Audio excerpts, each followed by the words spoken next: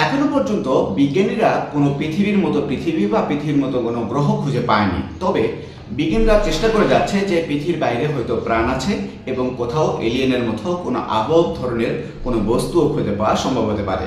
তবে বিজ্ঞানীদের ধারণা যাই হোক না কেন, পবিত্র কোরআনে কিন্তু সুস্পষ্টভাবে আল্লাহ তাআলা বর্ণনা করেছেন যে পৃথিবীর বাইরে আরও অন্য পৃথিবী আছে এবং সেখানে তোমাদের মতো হয়তো অন্য কোনো প্রাণীর বসবাস আছে, কিন্তু কোন ধরনের প্রাণী সেটি আল্লাহ কিন্তু পরিষ্কার করে বলেনি।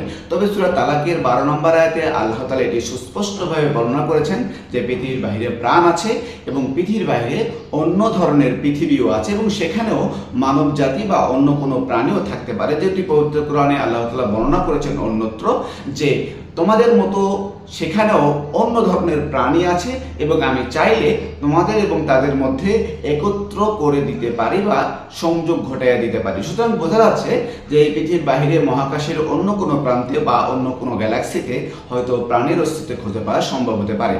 তবে নাসার বিজ্ঞানীর সহ মহাবিশ্বের অন্যান্য প্রান্তের বিজ্ঞানীরা এটি মোটামুটি নিশ্চিত হচ্ছে যে পৃথিবীর বাইরে হয়তো অন্য কোনো গ্রহেতে প্রাণ বা প্রাণের অস্তিত্ব থাকার সম্ভাবনাটাই বেশি।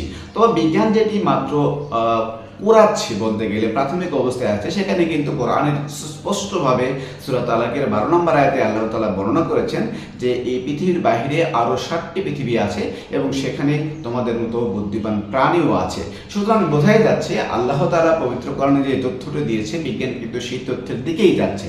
তবে বিজ্ঞানের যে কথাটি প্রমাণিত নয়, পবিত্র কোরআনে কিন্তু সেটি একেবারে গ্যারান্টি দিয়ে দেওয়া হয়েছে। পবিত্র কোরআনের এমন কোনো বৈজ্ঞানিক তথ্য বা বৈজ্ঞানিক তথ্য যেটাই বলি না কেন, আমরা 1400 বছর আগে নাজিলকৃত এই বইটিতে যে ধরনের তথ্য দেওয়া হয়েছে এ যাবৎ পর্যন্ত বিজ্ঞানের ক্ষেত্রে কোনোটি অপ্রমাণিত বা অবিশ্বাসিত বা অপরিণামদর্শী পরিণত হয়নি। সুতরাং বোঝা যাচ্ছে যে পবিত্র কোরআনের আজকের এই তথ্যের আলোচনা এবং পবিত্র কোরআনের যে বর্ণনা যে পৃথিবীর বাইরে পৃথিবী আছে এবং পৃথিবীর বাইরে প্রাণ আছে, সেই প্রাণের সাথে আমাদের দেখা সাক্ষাৎ করে দেওয়া বা যোগাযোগ করে দেওয়ার যে ব্যাপারটি আল্লাহ তাআলা পবিত্র কোরআনে বর্ণনা করেছেন সেটি কিন্তু একদম স্পষ্ট।